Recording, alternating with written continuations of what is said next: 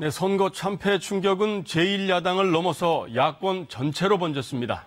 대한정당임을 자처했던 원내 제3당 바른미래당도 선거 참패 책임을 지고 유승민 대표가 사퇴했고 안철수 후보는 아예 정치적인 거취 자체를 심각하게 재검토해야 할 정도로 큰 타격을 입었습니다. 이어서 최광호 기자입니다. 거대 양당을 대신할 선택이라고 자처해왔지만 유권자들은 바른미래당을 대안으로 택하지 않았습니다. 광역단체장과 국회의원 재보궐선거에서는 물론 기초단체장에서조차 단 한 석도 못 건진 초라한 성적표. 참패의 책임을 지겠다며 유승민 공동대표는 대표직을 내려놨습니다. 혼신의 힘을 다했지만 국민의 기대에 미치지 못했습니다. 바른미래당은 광역 정당 투표에서도 17곳 가운데 12곳에서 정의당보다도 뒤처져 원내 제3당의 입지마저 위협받게 됐습니다. 국민의당이냐 바른정당이냐 출신을 두고 반복된 공천 잡음이 남아있던 지지자마저 이탈시킨 것으로 분석됩니다. 분란과 내홍을 국민들 앞에 드러내면서 바른미래당에 대한 기대가 많이 떨어졌었던 것 솔직히 인정을 합니다. 특히 당이 사활을 건 안철수 서울시장 후보의 3등 성적표는 뼈아프다는 평이 나왔습니다. 대권에까지 도전했던 당 대표, 출사표는 야심찼지만 안 후보는 이제 정치인으로서의 앞날을 고민해야 할 처지가 됐습니다. 성찰의 시간을 당분간 가지겠습니다. 고민하고 숙고하겠습니다. 박주선 공동대표가 수습책 마련에 나섰지만 출범 후 4개월이 지나도록 정체성 논란이 이어지는 등 구성원 간 결합력이 약한 상태여서 이번 참패로 당의 존립마저 흔들릴 수 있다는 전망도 나옵니다. KBS 뉴스 최강호입니다. 이렇게 야당 지도부가 모두 동반 퇴진하면서 정치 지형 자체를 새롭게 짤 수밖에 없는 상황으로 몰리고 있습니다.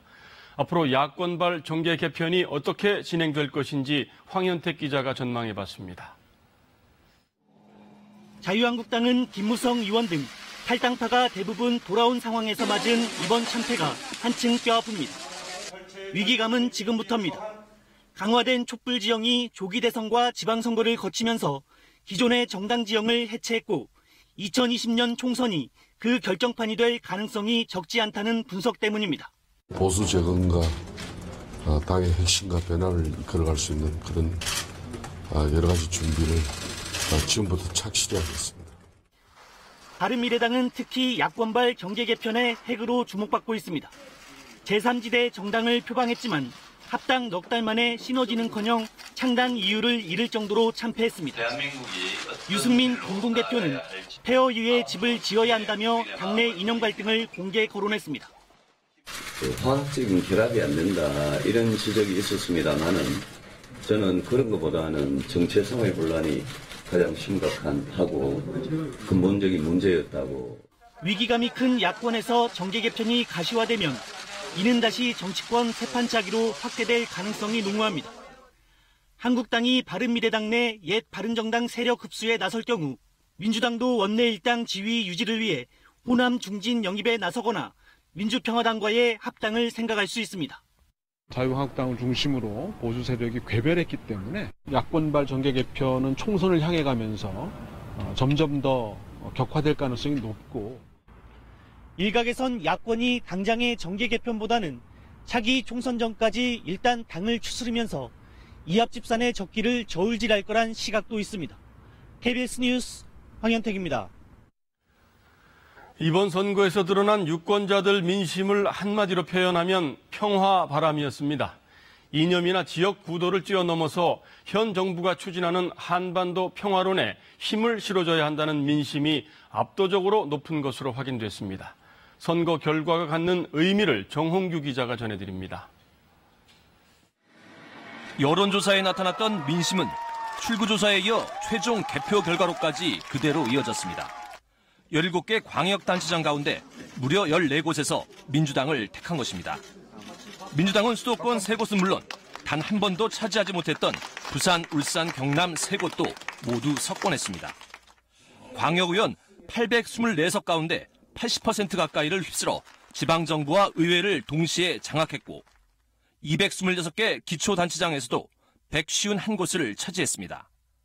한나라당이 12곳을 석권했던 2006년 지방선거 결과를 뛰어넘은 사상 최대의 압승. 보수의 몰락, 야당의 괴멸적 참패라는 평가도 나왔습니다. 문재인 정부를 뒷받침할 든든한 동반자를 만들어 주셨습니다. 국정을 발목 잡던 세력들에게는 확실하게 회초리를 들어 주셨습니다.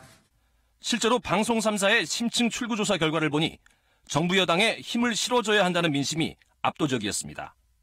선거 기간 야당이 집중 공세를 펼쳤던 드루킹 사건은 여당이 평화론과 연계했던 한반도 이슈에 비해 미풍에 그쳤습니다. 자유한국당에 대한 심판을 사실상 했다고 볼 수 있습니다. 여러 가지 이유가 있는데 첫째는 변화를 하지 않았죠, 전혀. 대선 패배 이후 1년 동안. 집권 2년차를 맞이한 문재인 정부가 사실상의 중간평가에서 압승을 거두면서 정부 여당의 국정 운영에 한층 탄력이 붙을 것으로 보입니다. KBS 뉴스 정홍규입니다. 지방선거와 동시에 치러진 12군데 국회의원 재보궐선거도 똑같은 결과가 나왔습니다. 여당인 민주당의 압승으로 진보정당 의석수가 과반수를 넘게 됐고 앞으로 개혁 입법 추진에도 가속도가 붙을 것으로 보입니다. 유호윤 기자의 보도입니다. 친문 후보임을 내세웠던 민주당 최재성 후보가 이변 없이 서울 송파을 지역구를 거머쥐고 다시 국회에 입성하게 됐습니다. 문재인 정부의 성공 그리고 한반도의 항구적 평화체제를 만들기 위한 그 길에 국민 여러분들께서 힘을 보태주신 거라고 생각합니다. 출구조사에서 접전이던 충북 제천 단양과 보수세가 강한 충남 천안갑까지 민주당은 후보를 낸 11곳 모두 승리했습니다.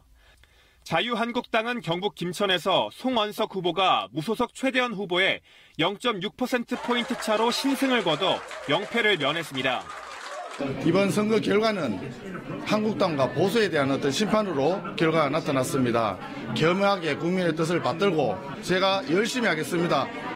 민주당은 11석을 확보하면서 의석수에서 130석으로 몸집을 불렸습니다. 선거 전 7석이던 한국당과의 격차를 17석으로 벌렸습니다. 여전히 단독으로 원내 과반 의석은 불가능하지만 민주평화당, 정의당 의석을 보태면 150석입니다. 여기에 친여 성향의 무소속 의원과 바른미래당 내 국민의당 출신 비례대표 등을 포함하면 범야권 의석수를 추월합니다. 당장 후반기 원구성 등 국회 내에서도 주도력을 키울 수 있고 정부 여당의 전국 장악력은 강해질 거란 평가가 가능합니다. 다만 이를 위해서는 다른 당과 낮은 수준에서라도 연대가 필요하고 집권 여당에 대한 견제 장치가 없어진 것 아니냐는 우려가 있다는 점도 민주당이 되새겨야 할 대목입니다. KBS 뉴스 유호윤입니다. 지금부터는 주요 지역의 선거 결과와 의미를 짚어봅니다. 먼저 서울에서는 더불어민주당 박원순 후보가 압도적인 차이로 당선되며 처음으로 3선에 성공한 서울시장이 됐습니다. 서울의 구청장도 25곳 중 서초구를 제외한 전 지역에서 민주당이 승리했습니다. 조태음 기자입니다. 서울시장 선거는 2위가 누구냐가 관심이라 할 정도로 우세했던 민주당 박원순 서울시장 후보. 30%포인트 가까운 압도적 차이로 당선됐습니다. 사상 처음으로 3선에 성공한 서울시장이 됐습니다.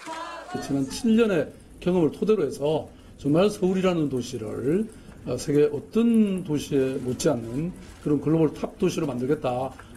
민주당은 서울구청장도 서초구를 제외한 전 지역을 차지했습니다. 지방선거 사상 처음으로 강남구에서 승리했고 송파구는 18년 만에, 중랑구는 16년 만에 탈환에 성공했습니다. 변화를 이루면서 손상된 우리 강남 국민들의 자존심 되찾기 위해서는 반드시 이번에 바꿔야 됩니다. 민주당은 서울시 의회에서도 110석 가운데 102석을 차지해 스스로도 너무 큰 승리라고 자평했습니다. 이렇게 압승하면서 참으로 이 세상이 이제 바뀌었구나. 너무 크게 이겼기 때문에 너무 큰 책임감과 부담감도 가지게 됐죠. 지난번 선거에선 나홀로 유세를 벌였던 박 후보는 이번엔 민주당 원팀을 강조하며 25개 자치구의 구청장, 시의원 후보 지원 유세까지 적극 나섰습니다. 이번 결과로 박 후보는 차기 대권 주자로 정치적 위상을 굳혔다는 평가입니다. 박 후보는 다만 대권 도전에 대한 질문엔 이제 시장에 당선된 사람으로서 답변하기 적절치 않다고 선을 그었습니다. 시장은 물론 구청장, 시의원까지 민주당이 사실상 싹쓸이하면서 앞으로의 시정 성적표가 박 후보의 정치적 진로는 물론 수도권 민심에까지 영향을 미칠 것으로 보입니다. KBS 뉴스 조태현입니다. 이번 지방선거에서 이른바 PK라 불리는 부산, 울산, 경남 지역 광역단체장을 모두 민주당이 차지했습니다. 과거에는 상상하기 어려운 이변이 한꺼번에 일어난 건데요. 오랜 기다림과 여러 번의 실패를 딛고 지역주의를 극복했다는 평가가 나옵니다. 정청아 기자입니다. 조사 발표입니다. 민주당 김경수 후보 56.8%. 출구조사 예측은 PK 세 지역 광역단체장 모두 민주당의 여유 있는 승리였습니다. 하지만 경남의 상황이 녹록지 않았습니다. 최대 격전지로 꼽혔던 만큼 혼전을 보이다 자정을 넘겨서야 김경수 후보 당선이 확실해졌습니다. 이제는 바꿔야 한다라고 하는 경남도민들의 강렬한 변화에 대한 열망이 만든 결과가 아닌가 싶습니다. 부산에선 오거돈 후보가 3전 4기 도전 끝에 시장에 올랐습니다. 부산의 정치 권력을 교체할 수 있다는 것은 바로 부산이 앞으로 무궁무진하게 발전할 수 있다는 가능성을 보이는 것이라고 생각합니다. 송철호 울산시장 당선인은 92년 총선 패배부터 26년 만에 결실을 맺었습니다. 8전 9기 끝에 거둔 승리였습니다. 시민 여러분의 지지와 성원 진심으로 감사드립니다. PK 지역에서 민주당 후보가 당선된 것은 95년 전국 동시지방선거 이후 처음. 그것도 한꺼번에 부울경을 석권한 겁니다. 이 세 당선인은 오늘 첫 일정으로 봉하마을을 찾았습니다. 한 사람은 마지막 비서관으로, 한 사람은 80년대 영남 인권 변호사로, 또 한 사람은 해수부 장관으로 모두 노무현 전 대통령과 지역주의 타파를 외쳤다는 인연을 갖고 있습니다. 민주당은 이들 세 후보의 당선으로 지역주의를 극복했다는 평가를 내놨습니다. KBS 뉴스 정청화입니다. 교육 소통령이라고도 불리는 교육감을 뽑는 선거에서 진보 성향의 후보들이 대거 당선됐습니다. 전체 17곳 중 14곳에서 진보 교육감이 당선됐는데요. 특목고 축소, 무상교육 확대 등의 개혁 정책이 탄력을 받을 것으로 보입니다. 보도에 김수현 기자입니다. 20년 보수 텃밭이라 불리던 울산에서 첫 진보 교육감이 나왔습니다. 전교조 울산지부장 출신인 노옥희 당선자. 학력 신장보다는 보편 교육을 강조합니다. 이제는 정말 아이들이 배움이 즐거운 그런 학교로 바꿔서 한 명의 아이도 포기하지 않는 그런 교육을 펼치겠습니다. 이번에 울산까지 진보 교육감이 당선되면서 14곳 시도에서 진보 성향의 교육감이 나왔습니다. 진보 교육감 후보들이 특목고 축소와 학교 운영의 자율성을 부여하는 혁신학교 확대, 학생 인권 보장을 공통적으로 내세웠던 만큼 문재인 정부의 교육개혁에 힘이 실릴 것으로 보입니다. 지자체장들과 협조가 원활해지면 급식뿐 아니라 수학여행이나 교복 등 무상교육의 범위가 확대될 것이라는 전망도 나옵니다. 아마 단계적 확대가 되지 않을까 이렇게 생각합니다. 재원이 원체 많이 들고 이제 그 구청이나 시에서도 예산 조달이 돼야 되니까. 진보 교육감들은 대입제도 개편에서도 수능 절대평가와 공교육 정상화를 강조하고 있습니다. 입시 제도 같은 부분에서도 정부나 교육부와 교육감 협의체가 더 긴밀하게 협의를 할 것이다. 이런 예상이 됩니다. 전교조와 관련해서는 노조 전임자 휴직을 허용하는 방식으로 활동을 보장할 것으로 보입니다. KBS 뉴스 김수현입니다. 문재인 대통령은 6.13 지방선거 결과가 무겁게 와닿고 국민께 감사드린다며 앞으로 결코 자만하거나 안일해지지 않도록 각별히 경계하겠다고 밝혔습니다. 문 대통령은 현 정부가 국정 전반을 다 잘했다는 평가 결과가 아님을 알고 있다며 국정 중심에 항상 국민을 놓고 생각하겠다고 강조했습니다. 문 대통령은 다만 일각에서 북미 정상회담 결과를 낮게 평가하는 것은 민심과 동떨어진 판단이라고 반박했습니다.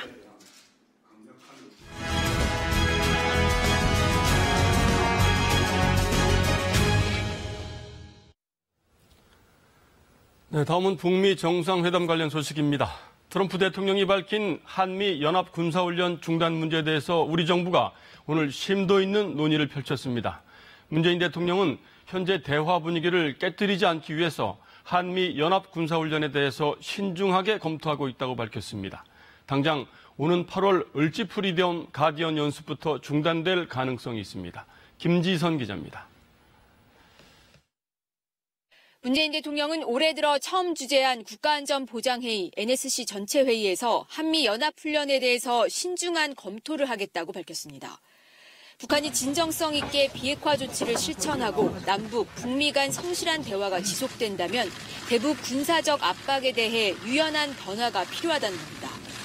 트럼프 미국 대통령이 북미 정상회담 직후 한미 군사훈련 중단 의사를 밝힌 것에 대해 사실상 수용 의사를 밝힌 것으로 풀이됩니다. 이와 관련해 국방부는 8월로 예정된 을지 프리덤 가디언 연습 중지 여부를 미국과 긴밀하게 협의 중이라고 밝혔고 CNN은 이에 대한 미국 정부의 공식 발표가 임박했다고 보도했습니다. 비핵화 세부 계획을 조율하는 북미 고위급 회담이 내년까지 계속되면 킬 이졸브, 독수리 훈련 등 대규모 3대 훈련이 모두 중지될 가능성이 제기됩니다. 문 대통령은 일각에서 제기하는 한미동맹 약화 우려엔 선을 그었습니다. 굳건한 한미동맹을 바탕으로 한 흔들림 없는 한미 공조와 연합방위 태세도 유지해가야 할 것입니다. 문 대통령은 또 이번 북미 정상회담 결과에 대해 낮게 평가하는 건 민심의 평가와 동떨어진 것이라며 북미 정상의 결단이 신속하게 실행에 옮겨질 수 있도록 끈기 있게 견인해 나가야 한다고 강조했습니다. KBS 뉴스 김지선입니다. 북미 정상회담 후속 조치를 논의하기 위해서 한미일 3국 외교장관들이 오늘 서울에 모였습니다. 한반도의 완전한 비핵화를 차질 없이 추진하기 위해서 우리 정부의 적극적인 중재 아래 3국이 긴밀한 공조체제를 유지하기로 했습니다. 유지향 기자의 보도입니다. 북미 정상회담 이틀 만에 한미일 외교장관들이 서울에 모인 건 후속 조치를 협의하기 위해서입니다. 3국 외교장관들은 북한 최고 지도자가 사상 처음으로 미국 대통령에게 비핵화 약속을 한 건 북핵 문제 해결에 가장 강력한 계기가 될 것이라고 말했습니다. We shared our understanding that the June 12th summit is not the end, but a new beginning towards a denuclearized and peaceful Korean Peninsula.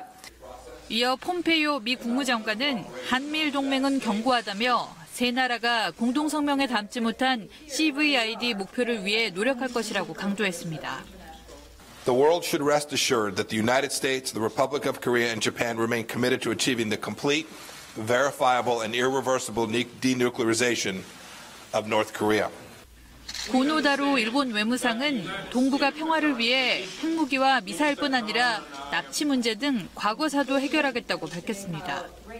Japan continues to seek to normalize its relations with North Korea.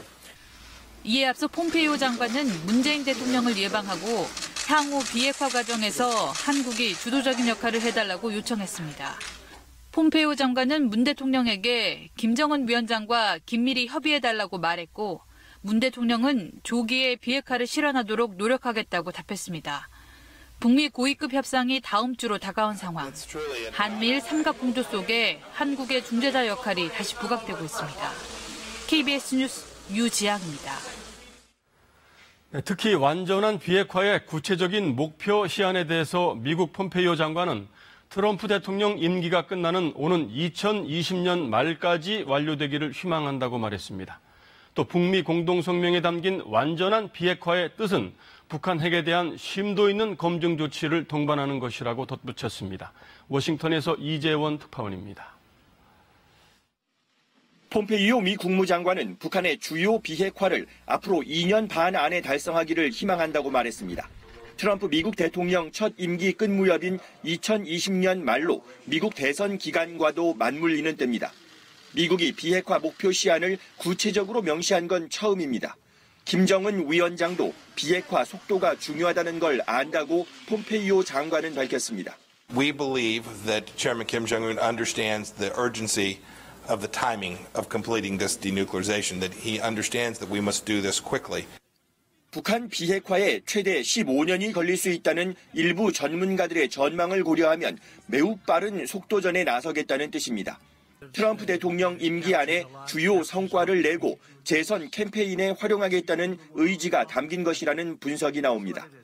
폼페이오 장관은 비핵화 전에 대북 제재 완화는 없다는 점도 거듭 강조했습니다. 과거 정부의 실수를 반복하지 않겠다는 겁니다. Trump made that clear not only in his press conference, but made it clear when he was with Chairman Kim Jong-un himself that the sequence will be different this time. 공동 성명에 표현된 완전한 비핵화에는 검증 가능 개념이 포함된다고 말했습니다. 심도 있는 검증이 있을 거라는 것을 북한도 이해한다고 확신한다고 덧붙였습니다. 관건은 미국의 비핵화 시간표에 북한이 얼마나 공감하느냐입니다. 폼페이오 장관은 모든 내용이 문서에 담긴 것은 아니라고 해 북미 간 추가적인 구두 합의 가능성을 시사했습니다. 워싱턴에서 KBS 뉴스 이재원입니다. 남북한은 오늘 10년 만에 장성급 군사회담을 열었습니다. 오전부터 마라톤 협상을 벌였는데요. 방금 전에 결론이 났습니다. 군 통신선을 완전히 복구하는 데 남북한이 합의했습니다. 남북회담 본부에 나가 있는 취재기자 연결하겠습니다. 김영은 기자, 장성급 군사회담 합의 내용이 공개가 됐습니까? 네, 그렇습니다. 남북 장성급 회담은 판문점 북측 지역인 통일각에서 10시간 좀 넘게 이어졌다가 좀 전에 마무리됐습니다. 남북은 동서해안 군 통신선 완전 복원에 합의했습니다. 남북은 군사적 충돌의 원인이 되어왔던 일체의 적대 행위를 중지하는 문제, 서해 북방 한계선 일대를 평화수역으로 조성하는 문제 등에 대해서는 논의만 했다고 밝혔습니다. 남북은 판문점 공동경비구역을 시범적으로 비무장화하는 문제 등에 대해서도 의견을 교환했다고 덧붙였습니다. 남북은 또 서해 해상 충돌 방지를 합의했던 2004년 장성급 회담 합의 내용도 철저히 이행하는 것에 합의했습니다. 10년 6개월 만에 이뤄진 이번 장성급 회담 시작은 화기애애한 분위기 속에서 이뤄졌습니다. 이후 남북 대표단은 점심 식사도 거른 채 군사적 긴장 완화 방안에 대한 회의에 속도를 냈지만 공동 보도문의 문구 조율에서 예상보다 많은 시간이 걸린 것으로 보입니다. 군 관계자는 그동안 군사회담은 실무 접촉이 전혀 없었기에 조율에 시간이 조금 더 걸린 것으로 보인다고 밝혔습니다.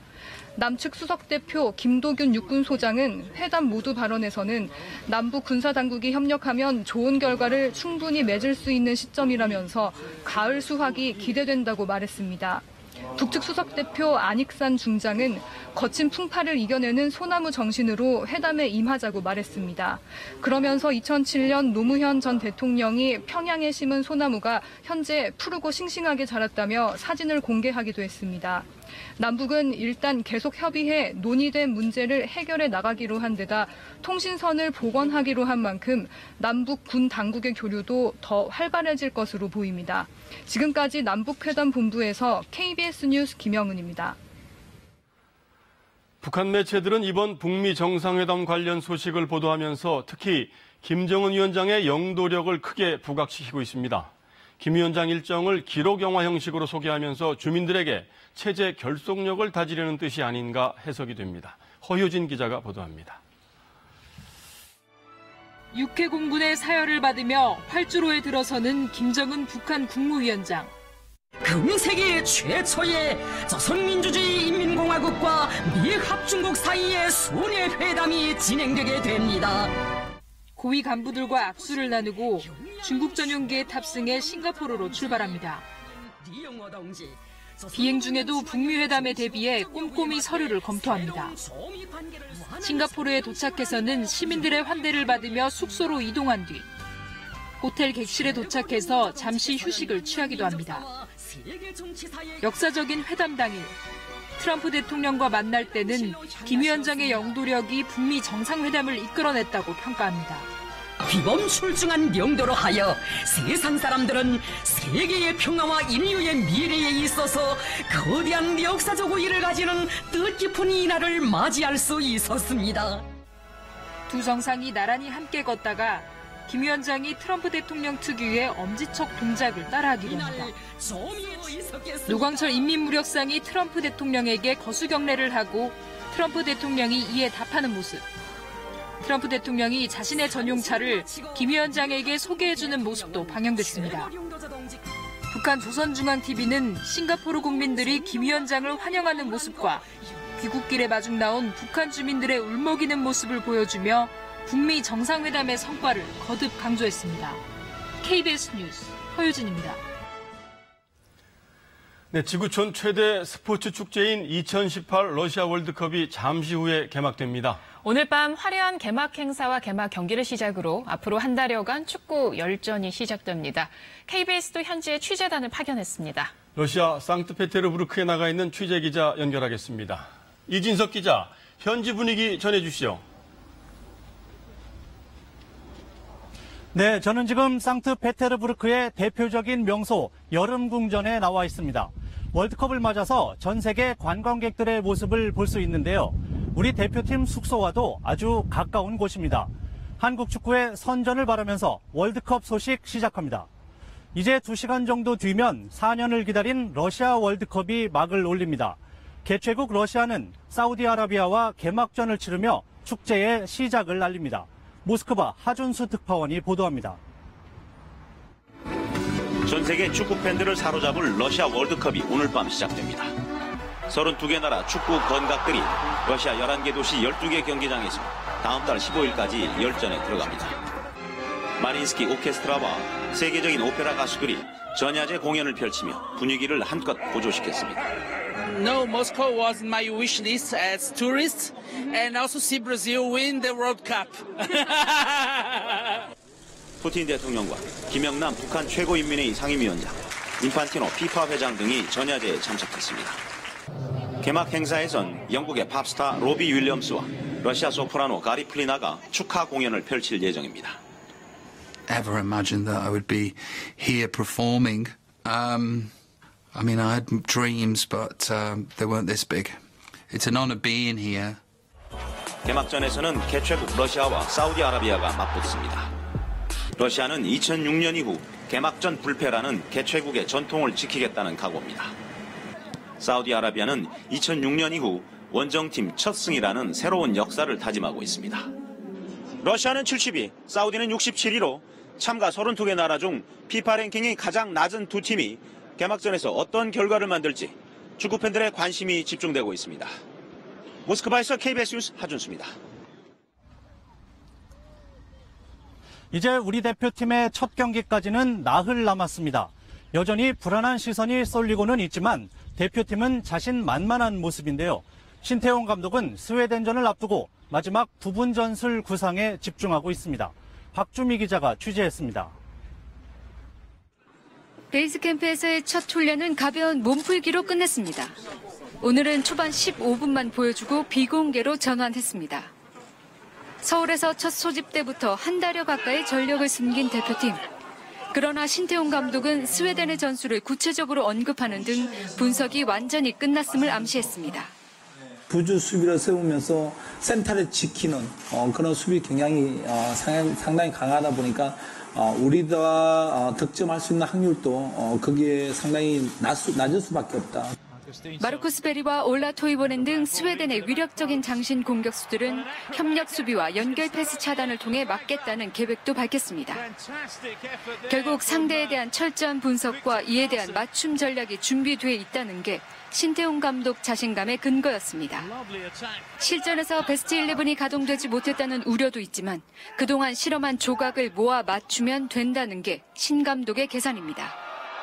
걱정스러울 수 있는 부분이 있다고 볼 수 있겠지만은 그래도 거기에 맞게끔 거의 8, 90%는 다 띄워봤고 다 만들어봤기 때문에 훈련 마지막에는 베스트 11을 만들어서 훈련 프로그램에 들어가 있기 때문에 크게 걱정 안 하셔도 될 것 같아. 문제없다, 걱정하지 말라, 잘 준비되고 있다. 신태용 감독은 여전히 여유만만입니다. 신태용 감독의 보관은 나흘 뒤 스웨덴전에서 공개됩니다. 상트페테르부르크에서 KBS 뉴스 박주미입니다. 이번 월드컵에선 유럽 국가가 4회 연속 우승컵을 들어 올릴지 아니면 브라질 같은 남미 국가가 자존심 회복에 성공할지 관심이 뜨겁습니다. 계속해서 손기성 기자입니다. 4년 전 브라질 월드컵 4강전에서 홈팀 브라질을 7대1로 물리친 여세를 보라 4번째 우승컵을 들어올린 독일. 작년 컨페더레이션스컵에선 2군에 가까운 신예들을 내세우고도 우승하는 저력을 발휘했습니다. 56년 만에 2회 연속 월드컵 우승에 도전하는 독일은 외칠이 무릎 부상 중이지만 선수층이 워낙 탄탄해 걱정이 없습니다. Die Tage haben ihm jetzt geholfen. Er hat überhaupt keine Probleme. Heute Morgen hat er voll und ganz trainiert.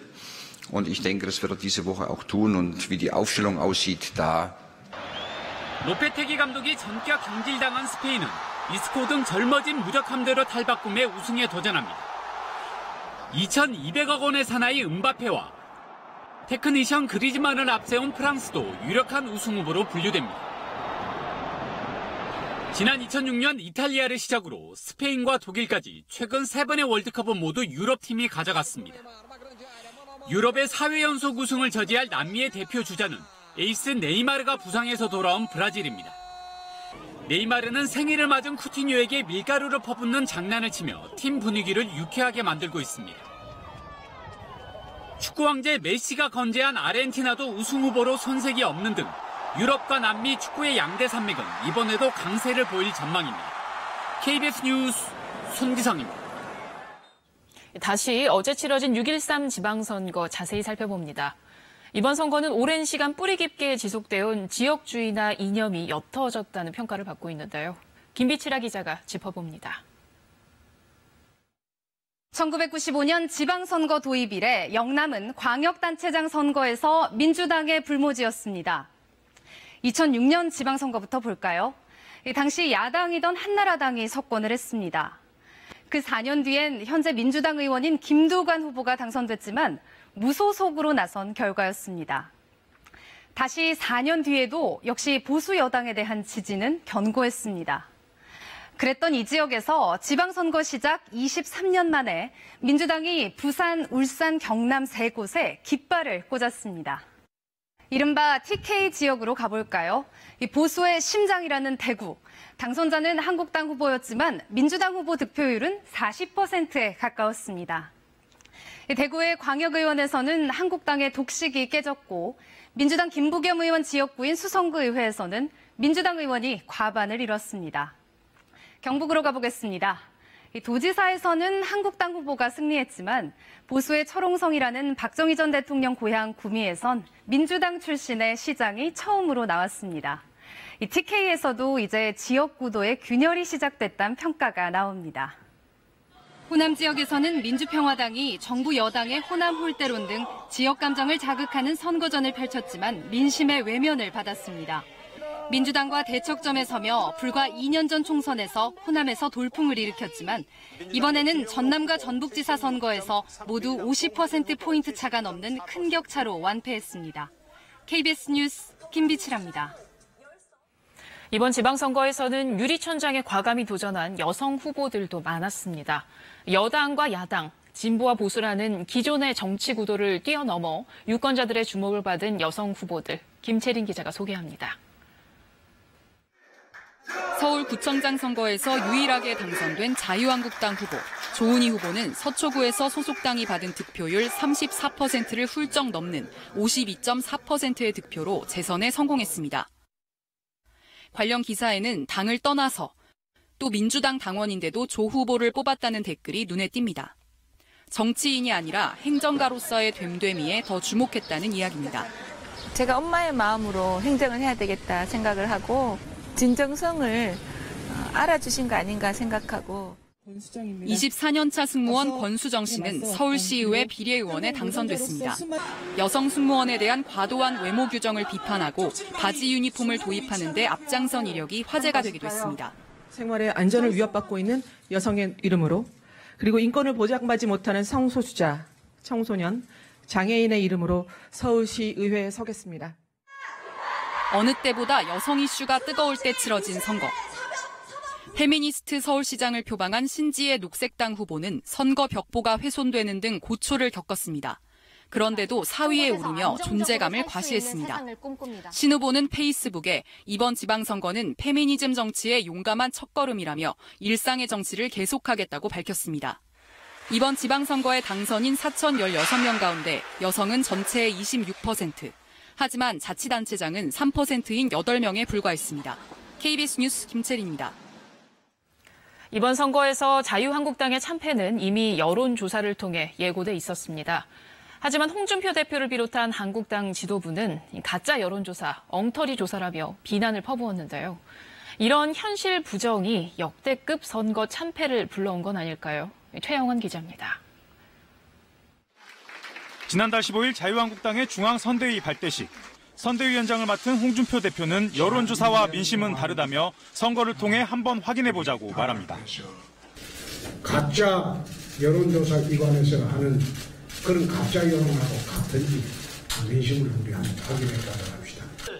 한국당이 열세라는 여론조사 결과가 나올 때마다 가짜 또는 조작이라고 부정하며 여론조사 기관을 폐쇄해야 한다고까지 말하기도 했습니다. 여론조사 엉터리라는 거예요. 왜 엉터리냐? 여론조사 기관 사장 말이 여론조사를 내보니까 20%는 민주당 지지자들만 답변한다는 거예요. 불리한 여론조사에 대한 부정과 외면은 결국 오판으로 이어졌습니다. 모든 선거는 대부분 예측이 빗나갔고 뚜껑을 열어봐야지 민심을 알 수가 있습니다. 진짜 바닥 민심은 우리 자유한국당에 있고. 홍 전 대표는 출구조사 발표 이후에도 아직도 믿기지 않은 부분이 있다며 끝까지 현실을 받아들이려 하지 않았습니다. 하루가 멀다 하고 여론조사 비난 발언을 쏟아냈지만 정작 선거 결과를 받아보고선 아무 말도 하지 못했습니다. 선거 참패 원인 뭐라고 생각하십니까? 바닥 민심은 좀 다르다고 하셨는데 왜 이렇게 결과가 나왔다고 보시는지요? KBS 뉴스 최영원입니다. 경기도지사 이재명 당선인. 어제 선거에서 압도적인 승리를 거뒀지만 온라인상에서 거센 비난을 받고 있습니다. 당선이 확정된 직후 이어진 인터뷰 태도가 문제가 됐는데요. 선거 전에는 여배우 스캔들 의혹, 선거 후에는 인터뷰 태도 논란. 선거는 끝났지만 이재명 당선인에 대한 논란은 계속되고 있습니다. 정현욱 기자입니다. 선거일 직전까지 여배우 스캔들 의혹으로 곤욕을 치렀던 이재명 경기도지사 후보. 막상 뚜껑을 열자 20%포인트의 큰 격차로 당선됐습니다. 스캔들 논란이 선거에 결정적 영향을 미치지 못했다는 것을 확인한 순간 당선 확정 직후 인터뷰가 또 다른 파문을 일으켰습니다. 시작은 선거 기간 논란이 됐던 사생활 관련 질문에 대한 답변부터입니다. 책임질 부분이 있으면 책임을 지겠다 이렇게 아까 말씀하셨거든요. 저는 그런 얘기 한 일 없는데. 예.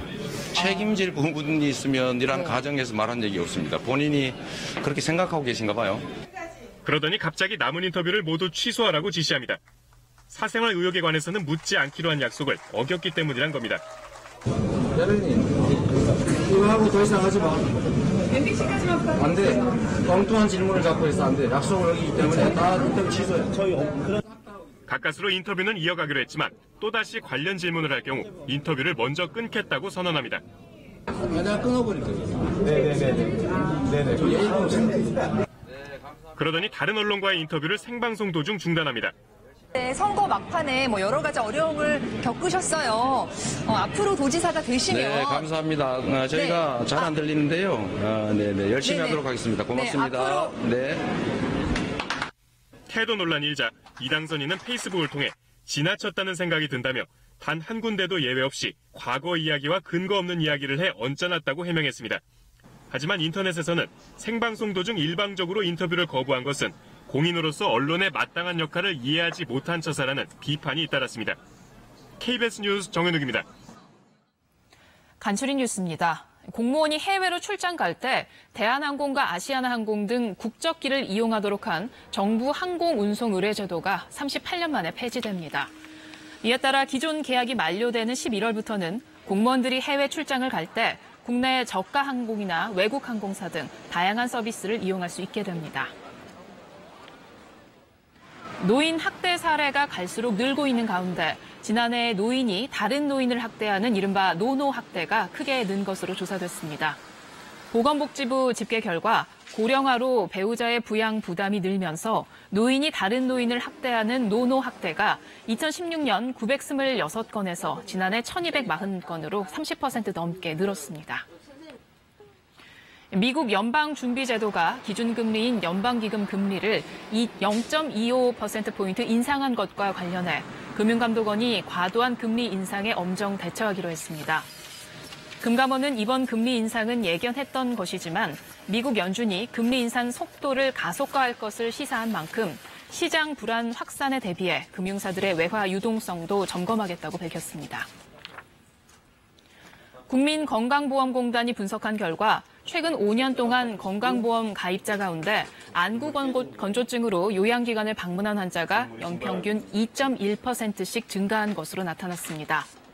인구 10만 명 기준으로 지난해 남성은 2,931명, 여성은 6,160명이 진료를 받아 여성이 남성보다 배 이상 안구 건조증 환자가 많았습니다. 지방선거에 이어 월드컵까지 온 국민의 관심이 모이는 국가적 이벤트를 도박의 소재로 삼는 사람들이 있습니다. 선거 결과와 월드컵 승패에 베팅을 하는 불법 도박 사이트에 대해 경찰이 단속에 들어갔습니다. 박민철 기자가 취재했습니다. 한 사설 스포츠 도박 사이트, 러시아 월드컵 대진표가 올라와 있습니다. 내일 새벽 열리는 러시아와 사우디아라비아 개막전, 사우디 승리에 9배 가까운 배당금이 걸렸습니다. 벨기에 대 파나마전은 파나마가 이길 경우 배당금이 건 돈의 20배입니다. 베팅 금액은 사실상 무제한입니다. 배당이 높을수록 이길 확률이 적고 배당이 낮을수록 이길 확률이 높은. 어제 치러진 지방선거 도박 사이트도 등장했습니다. 주로 광역단체장 후보를 대상으로 돈을 걸었습니다. 민주주의에 꽂힌 선거마저도 사행성 범죄에 노출된 겁니다. 도박 참가자는 철저한 회원제로 운영됩니다. 추천인이 있어야 가입할 수 있고 개인 인증까지 거쳐 신분을 확인합니다. 대통령 선거라던가 지방선거 때 어느 후보가 당선이 될지 이런 것들이 많이 올라왔었습니다. 옛날부터. 불법 인터넷 도박 규모는 연간 46조 원으로 추정되지만 대부분 도박 사이트 서버가 해외에 있어 단속이 어렵습니다. 관계 당국은 러시아 월드컵 기간 동안 불법 도박 사이트에 대한 감시를 강화하기로 했습니다. 운영자뿐만 아니라 이용자도 처벌을 받는 범죄 행위입니다. 그러니까 월드컵과 관련된 그런 도박에 대해서는 집중적으로 최우선적으로 체증을 하고 차단이 될 수 있도록 조치를 할 그런 계획입니다. 경찰도 불법 도박 사이트에 대해 본격 수사에 착수했고 일부 사이트를 폐쇄했습니다. KBS 뉴스 박민철입니다.